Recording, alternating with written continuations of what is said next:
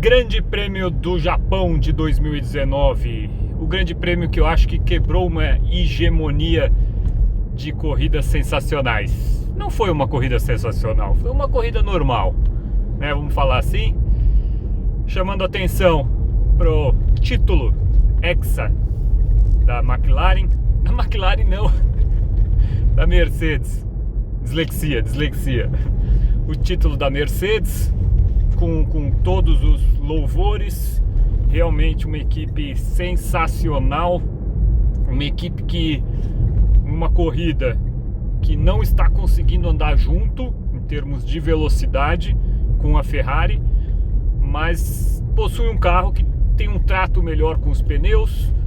Infelizmente nós não vimos o que daria para ter sido feito caso as Ferraris tivessem saído na frente. Teria sido uma coisa muito interessante. Vou comentar um pouquinho sobre a largada, mas eu gostaria muito de ter visto a estratégia da Mercedes caso as Ferraris tivessem pulado na frente ali na largada, coisa que não aconteceu, infelizmente. Por quê? Porque deu para notar que o sistema de propulsão da Ferrari é um canhão que não permite a Mercedes ultrapassar. Na parte de curvas ali ela vai melhor, mas chega na reta, pode estar com asa aberta, o que for, não consegue alcançar, não consegue acompanhar os carros vermelhos. E então, qual que seria a lógica, qual que seria a estratégia mais procurada pela Mercedes? Seria partir para uma troca de pneus, coisa que eu acho que eles conseguiriam fazer. Suposição minha, foi uma pena, eu estava louco para ver o Hamilton fazer uma parada só, não esperava aquela parada dele. Eu sou super a favor a trabalho de equipe, estratégia de equipe, sou super a favor. Agora, eu sou super contra quando não precisa. Eu sou super contra a utilizar uma devolução, um payback ali para um piloto ou para o outro e tirar do espectador o espetáculo. Então, queria tanto ver o Hamilton fazer uma parada só. Isso ia comprovar algumas teorias minhas que eu tinha com relação aos pneus, né? Que eu tinha não, né? Que era o que a Pirelli mesmo estava falando. Eu queria, mas foi uma pena. Fiquei bem desapontado. Achei que eu ia ver uma dobradinha. Achei que legal comemorar o título com uma dobradinha, mas a Mercedes tirou isso, tanto do Hamilton. O Hamilton ficou bravo na hora, depois parece que ele entendeu, né? Então, a Mercedes é a Mercedes. Agora, quero abrir um parênteses pro Bottas. O Bottas é o melhor segundo piloto que existe. É o melhor, não é o melhor piloto. Ele é o melhor segundo piloto. Não existe melhor segundo piloto que o Bottas hoje. O cara é sensacional, perfeito como segundo piloto. Por quê? Ele consegue ser bom no limite para não desestabilizar o primeiro piloto, né? Além de ser obediente, né? Então vamos à parte técnica. A parte técnica, ele tem a medida exata para botar pressão no primeiro piloto. O primeiro piloto não ter aquele conforto de saber que ele está sossegado ali e ninguém está ameaçando ele. Não, de forma alguma. O Hamilton sabe que o Bottas está ali sendo rápido atrás dele, botando pressão. Então o Hamilton, quando ele não consegue ser rápido nos treinos, vem o Bottas e bota um tempo em cima dele. Então, porém, é aquele cara que não bota pressão também. Ele sabe que ele é o segundo piloto, ele tá ali confortável. Então ele tem a medida perfeita, né? Ele não desestabiliza o Hamilton, ele põe pressão no Hamilton. É perfeito, o cara é perfeito. Então, decisão acertadíssima da Mercedes em renovar com o Bottas. É um time vencedor, não tem por que mexer. Eu acho que eu critiquei, não lembro se eu critiquei se eu já fazia os vídeos na época que foi confirmado. Porque eu não concordei, mas hoje eu confesso que a estratégia é perfeita. É um time perfeito, cada um tem a sua posição dentro do time. E para que mexer? Para que colocar um novato que possa vir desestabilizar o Hamilton, desestabilizar o time?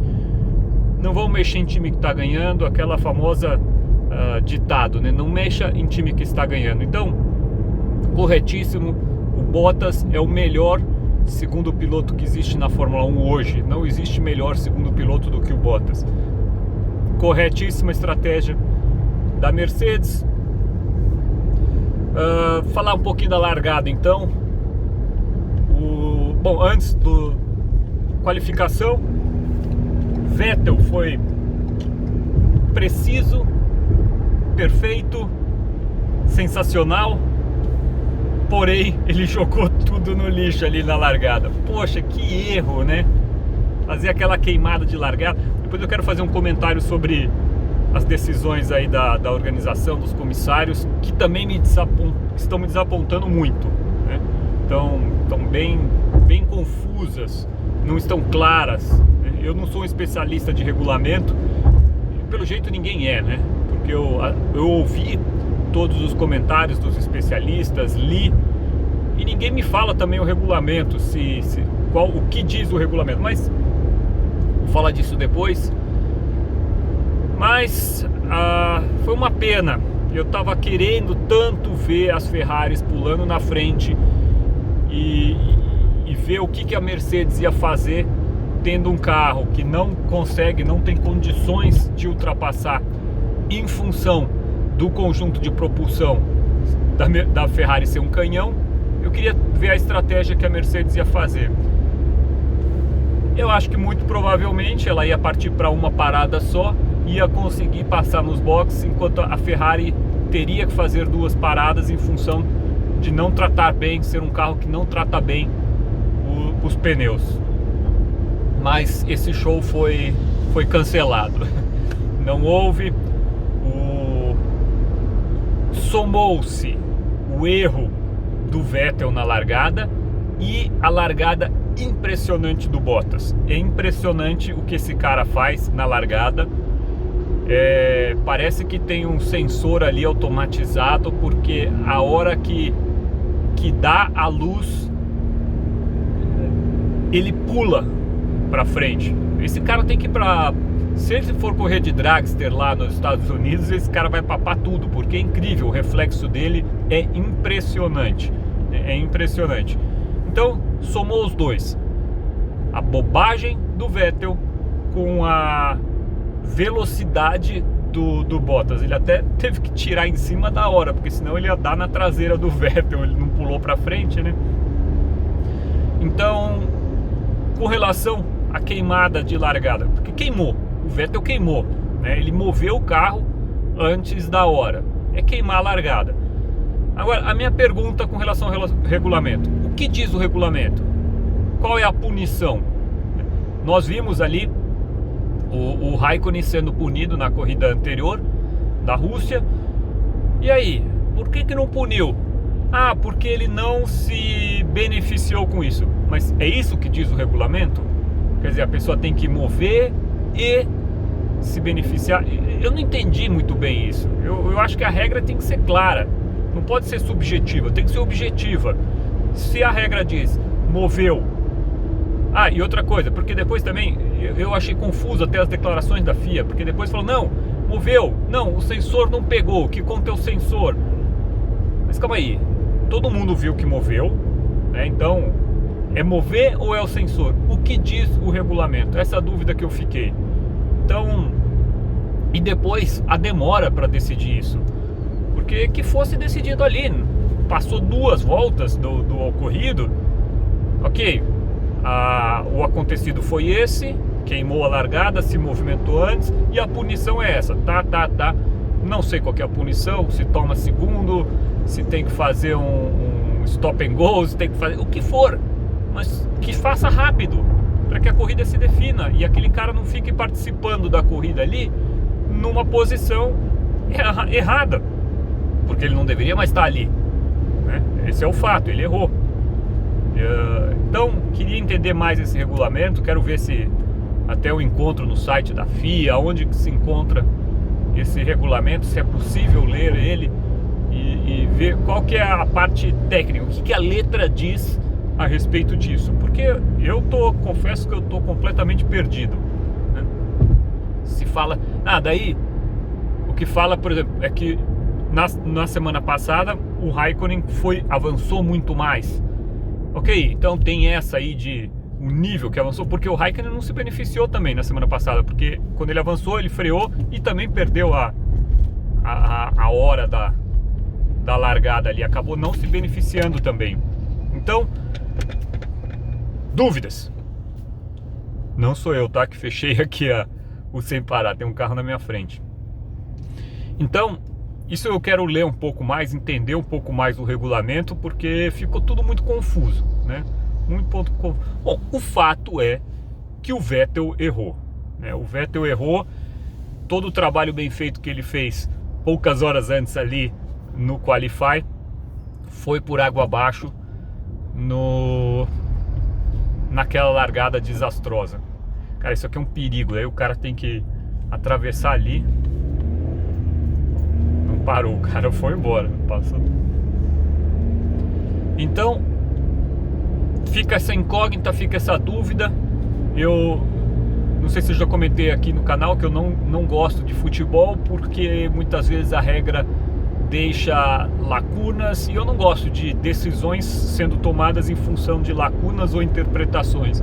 Para mim teria que ser muito mais claro e objetivo para ser justo, né? E não depender de uma decisão de um comissário, seja lá quem for. Independente disso, o que o Leclerc fez ali, hein? Pô, o Leclerc errou feio. Pode dizer que ele deixou o carro escapar, mas se deixou o carro escapar, ele assassinou a corrida do Verstappen. O Verstappen tem toda a razão de ter ficado muito bravo. Foi uma pena, porque seria uma corrida interessante.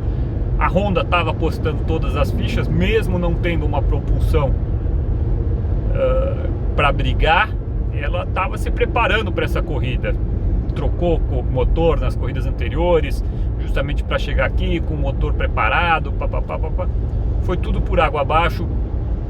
O que o Leclerc fez ali naquela curva foi catastrófico. Foi um erro gigante. Depois ele até assumiu que errou, mas foi uma pena, porque aí a corrida dele, tanto a dele quanto a do Verstappen, foram por água abaixo. E aí eu acho que, continuando o erro, aquela questão dele ficar andando com aquele bico daquele jeito também foi outro erro, e depois a punição veio muito depois. Não, e a punição com relação ao erro do Leclerc ali na batida com o Verstappen também foi muito confuso, porque falou, não vai ter investigação.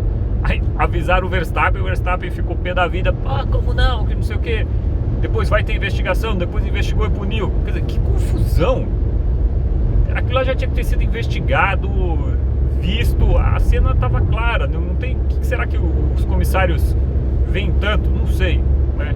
Quem sou eu para comentar isso, mas sei lá, é confuso. Eu concordo e estou gostando muito dessa nova posição de não coibir as disputas e os pequenos encontros e as pequenas ocorrências em função de disputa, porque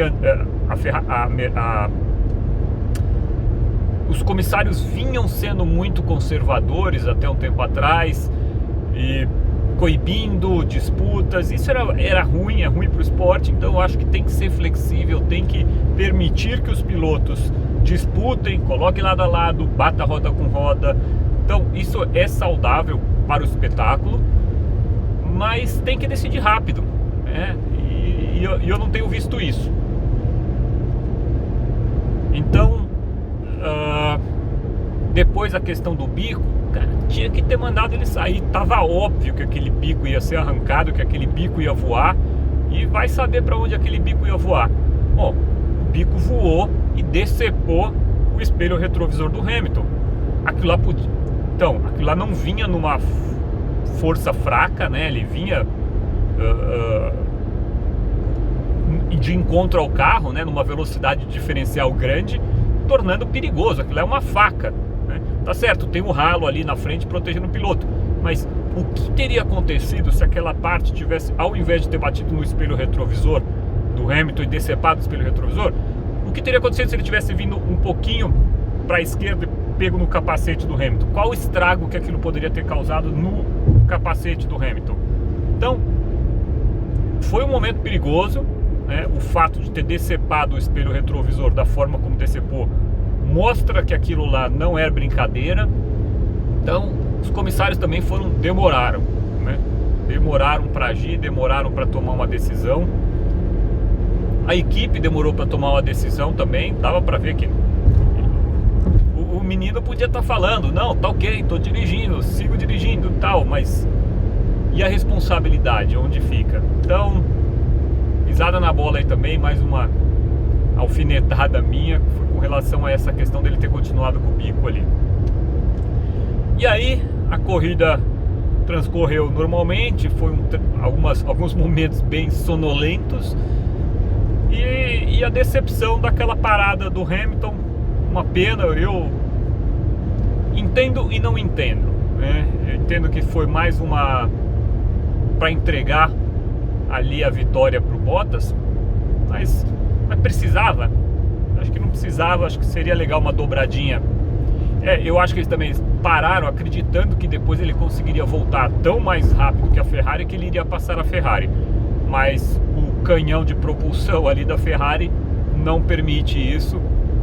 Então podia vir, e o Vettel segurou muito bem. Aí também vou dar os méritos ao Vettel, porque ele não deu chance, mesmo o carro estando muito mais na mão. Dava para ver ali nas curvas, naquela parte ali do zigue-zague ali naquelas curvas sequenciais, o quanto que o Vettel estava utilizando a pista, e parecia que o Hamilton estava brincando, né?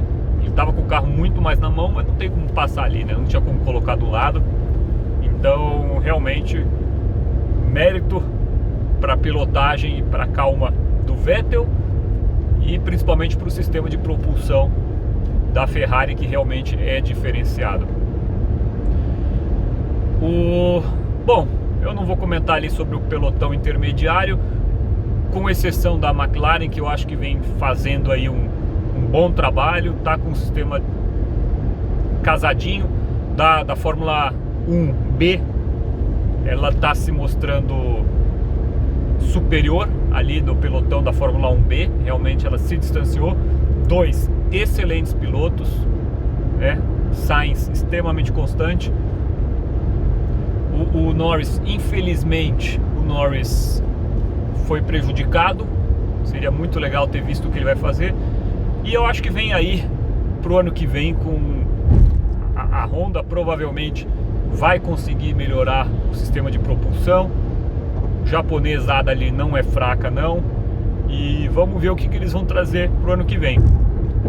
E sem dúvida nenhuma a Red Bull ficou para trás aí do meio do ano para cá, porque começou como segunda equipe, teve uns momentos que ameaçou ali a Mercedes ao longo do campeonato, mas depois da melhoria ali na segunda fase do campeonato, depois das melhorias apresentadas para a Ferrari apareceu como melhor carro ali, brigando com a Mercedes, e a Red Bull infelizmente ficou um pouco para trás.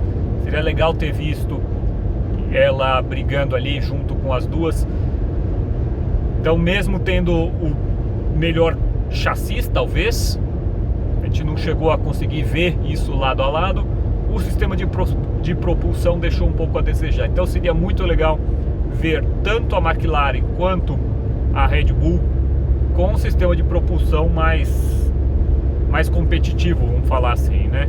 Então, com certeza a japonesada deve estar trabalhando 18 horas por dia no sistema de propulsão para o ano que vem, mais competitivo. Vamos ver o que vem por aí. Então era isso. Será que eu esqueci? Bom, título da Mercedes, título de pilotos também para a Mercedes, porque agora o único que pode roubar o título do Hamilton é o Bottas, mas o Bottas é o melhor segundo piloto e o segundo piloto jamais vai tirar o título do primeiro. Então tá tudo finalizado no campeonato. Agora vamos ver disputas internas aí nas equipes.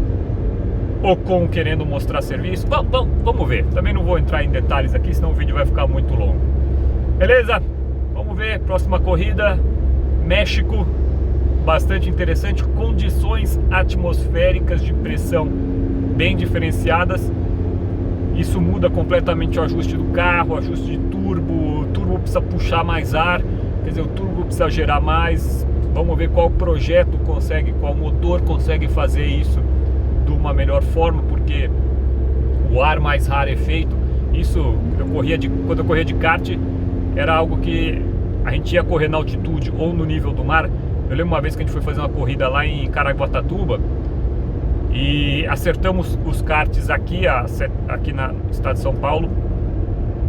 Acertamos os karts lá em Itu, tava redondo os karts a 700 metros de altitude. Descemos para Caraguá, morreu os karts. Quer dizer, ali no caso era muita pressão, né? Era mais ar entrando e os mecânicos não estavam, e a gente apanhou pra caramba para conseguir carburar os karts ali embaixo, trocando giclei, foi aquela lambança.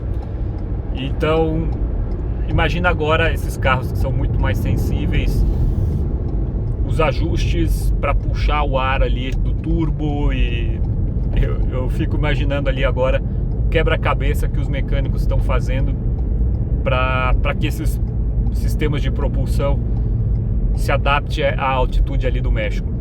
Por que eu falo sistema de propulsão? Porque não é só um motor, né? Hoje é híbrido, tem motor, tem a parte elétrica, tem tudo. Então é sistema de propulsão como um todo. Beleza? Vamos ver. Mas promete a próxima corrida ser interessante. A briga interna da Ferrari vai ser muito legal. Isso eu quero ver como é que estão reagindo. Esse final de semana não deu para ver então a briga interna entre Vettel e Leclerc. Vamos ver na próxima o que acontece. Beleza? Abraço, gente. Até a próxima. Tchau, tchau.